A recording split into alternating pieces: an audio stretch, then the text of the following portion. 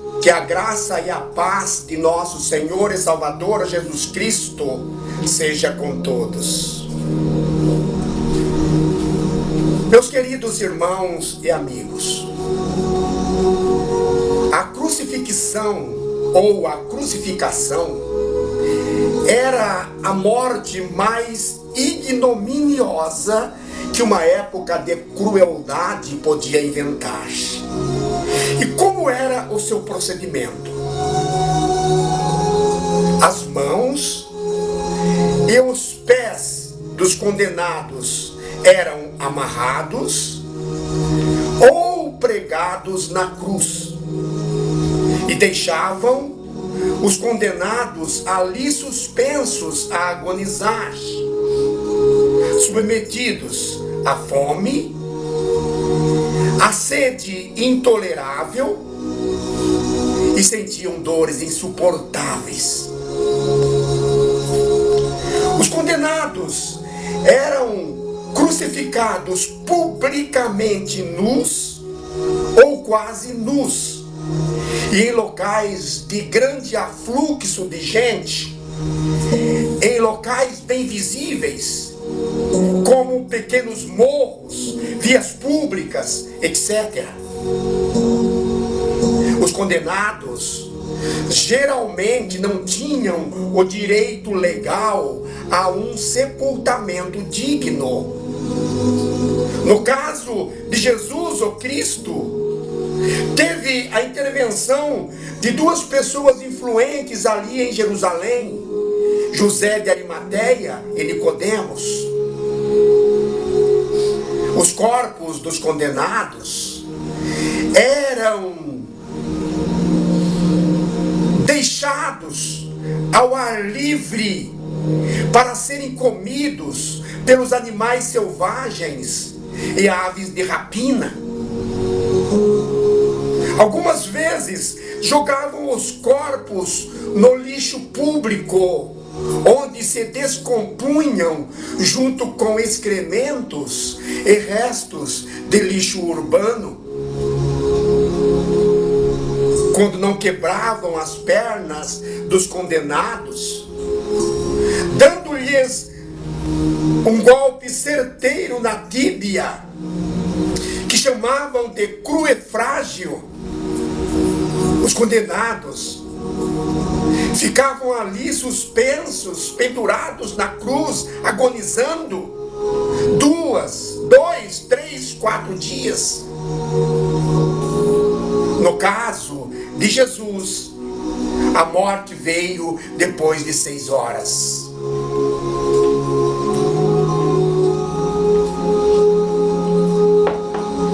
A crucifixão era praticada desde o 6º século antes de Cristo e durou até o 4º século depois de Cristo, quando foi finalmente abolida por ordem de Constantino I ou Constantino Magno no ano 337 depois de Cristo. Cícero, um dos maiores juristas e senador romano, e que viveu na época de Júlio César, escreveu o seguinte a respeito da morte de cruz: Summum supplicium e crudelissimum supplicium. Traduzindo, a mais extrema, cruel e angustiosa forma de punição. O grande historiador judeu Flávio Joséfo, em seu livro Guerras Judaicas, e que viveu no tempo dos apóstolos, escreveu que a morte de cruz era a mais desgraçada de todas as mortes. Lúcio Anel Sêneca, que foi um dos mais célebres advogado, escritor e intelectual do Império Romano, dizia que preferia 1000 vezes o suicídio do que a morte de cruz. Era uma morte extremamente cruel. 3 cruzes, 3 histórias. Esse é o tema da nossa preleção de hoje. Queridos irmãos e amigos, transportemo-nos para um monte chamado Gólgota, onde podemos divisar 3 cruzes e nelas 3 condenados. Permitam-me fazer-lhes uma pergunta: qual era o nome do condenado que estava na cruz do lado esquerdo? O condenado que estava na cruz do lado esquerdo chamava-se Gestas. O condenado Gestas, que estava na cruz do lado esquerdo, blasfemava e escarnecia de Jesus, dizendo: você não é o Cristo, o Filho de Deus? Você não disse que todo o poder te foi dado no céu e na terra? Então por que não salva a ti mesmo e a nós? Porém, o outro condenado que estava na cruz do lado direito o repreendeu, dizendo-lhe: você não teme a Deus? Cale a sua boca. Talvez tenha dito isto. Você não vê que nós 3 estamos debaixo da mesma condenação? Você ainda não se conscientizou disso? O nosso sofrimento, o nosso castigo é justo, porque fomos mal e transgredimos a lei. Mas ele não fez nenhum mal e nem transgrediu a lei. Meus queridos irmãos e amigos, o condenado Gestas, naquele momento de grande dor e sofrimento, podia refletir sobre a sua vida pregressa e pedir perdão a Jesus por ter feito tantas maldades aos seus semelhantes, por ter transgredido a lei estabelecida. Ao invés de ficar murmurando, ao invés de ficar escarnecendo, ao invés de ficar blasfemando de Jesus, ele estava tendo a última oportunidade de sua vida para se arrepender e se converter. Se ele se arrependesse de todo o seu coração, de toda a sua alma, com toda certeza, Jesus, o Cristo, o perdoaria e o seu sofrimento seria até amenizado. O condenado Gestas viu quando colocaram forçosamente uma coroa de espinhos pontiagudos na cabeça de Jesus, ferindo-a grandemente. O condenado Gestas viu quando rasgaram as roupas de Jesus e açoitearam. O condenado Gestas viu quando deram vinagre para Jesus beber. O condenado Gestas viu quando lançaram uma lança em um dos lados de Jesus, ferindo-o ainda mais. Mas mesmo assim, continuou insensível, blasfemando e escarnecendo. Continuou arrogante e cínico. O condenado Gestas não conseguiu o seu maquiavélico e diabólico intento. Não conseguiu. Os soldados romanos quebraram-lhe as pernas, dando-lhes um golpe certeiro na tíbia, que chamavam de cru e frágil, como já disse. E em poucas horas, o condenado Gestas morreu. Mas morreu sem salvação. Queridos irmãos e amigos,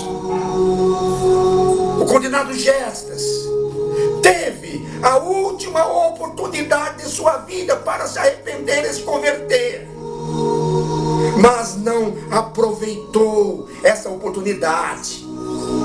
não deu importância a essa oportunidade e morreu sem salvação.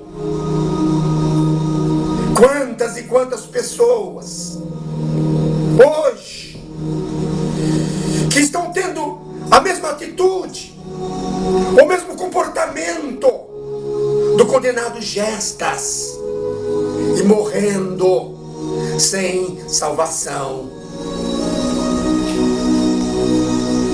Meus queridos irmãos e amigos, permitam-me fazer-lhes uma segunda pergunta. Qual era o nome do condenado que estava na cruz do lado direito? O condenado que estava na cruz do lado direito chamava-se Dimas. Foi o condenado Dimas quem repreendeu severamente o condenado Gestas quando blasfemava e escarnecia de Jesus. Nós não sabemos quais foram os motivos que levaram o condenado Dimas a descambar para o mundo do crime, até ser preso e condenado à morte de cruz pelos romanos. Talvez tenha sido uma deficiência em sua formação familiar. Possivelmente tenha sido a sociedade preconceituosa, marginalizadora e massacrante de sua época. Ou quem sabe tenha sido a condição social e econômica de sua família. Nós não sabemos. Mas é bom salientarmos e deixarmos bem claro que nenhum desses fatores justificam o desvio de conduta, o desvio de caráter de um homem. A verdade é, queridos irmãos e amigos, que o criminoso Dimas, que o condenado Dimas,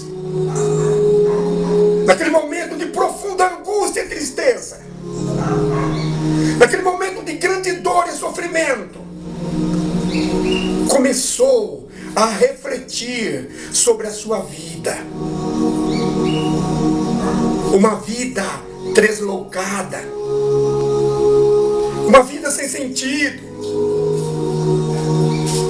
uma vida amargurada, uma vida murcha, uma vida sem perspectiva. O condenado Dimas chegou à conclusão que o seu castigo era justo. Ele arrependeu-se amargamente por tudo que fez de errado durante a sua vida criminosa. Ele merecia uma segunda chance. Mas a lei romana era dura e implacável. Os romanos diziam: dura lex sed lex. A lei é dura, mas é lei.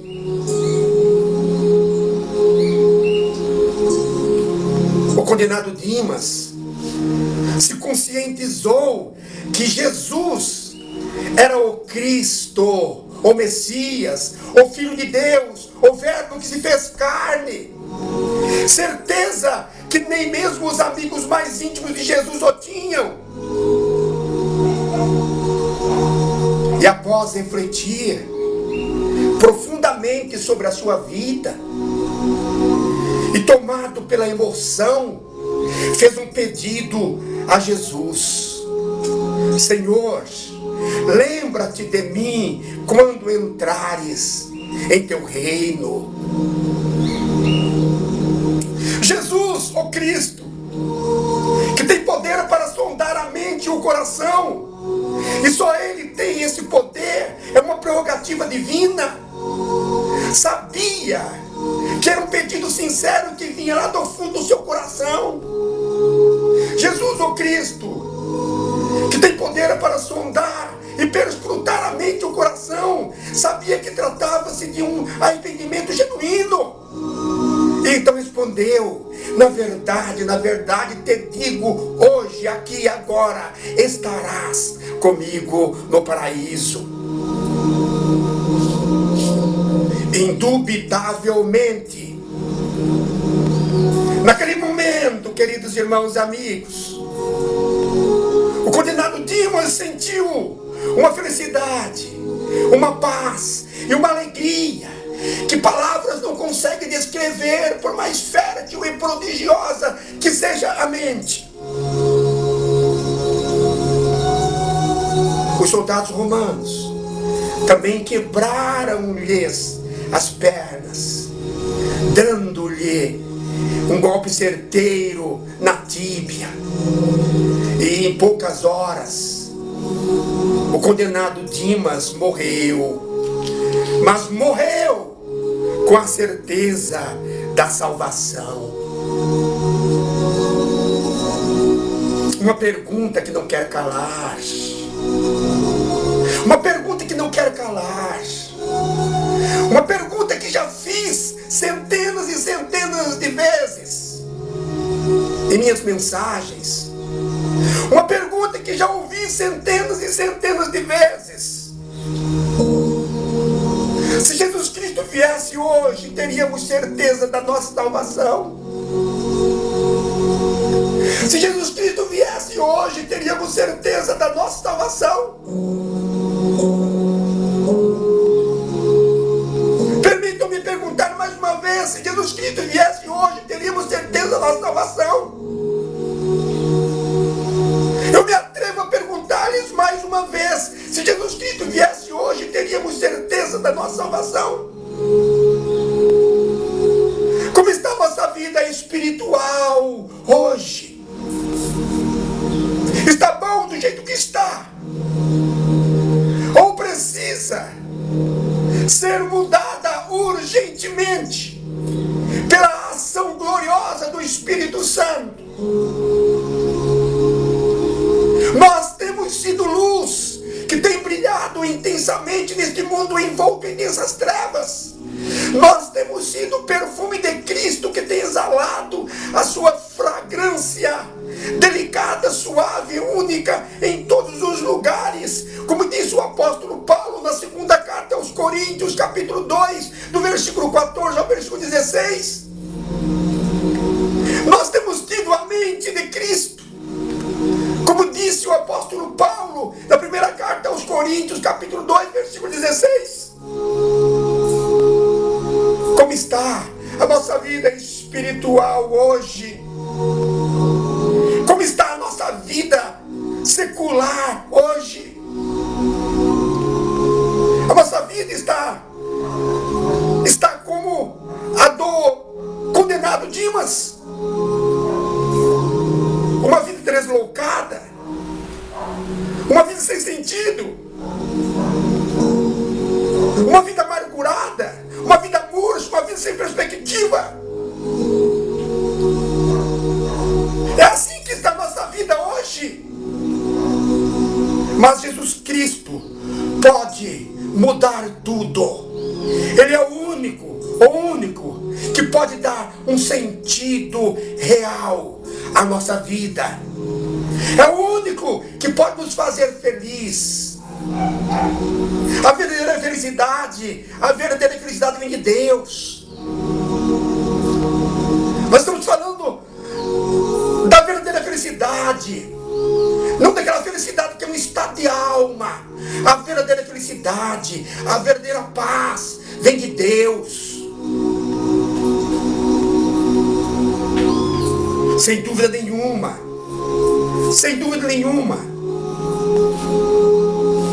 o condenado Dimas, o irmão Dimas, estará entre a grande multidão dos salvos e remidos pelo sangue de nosso Senhor e Salvador Jesus Cristo, vista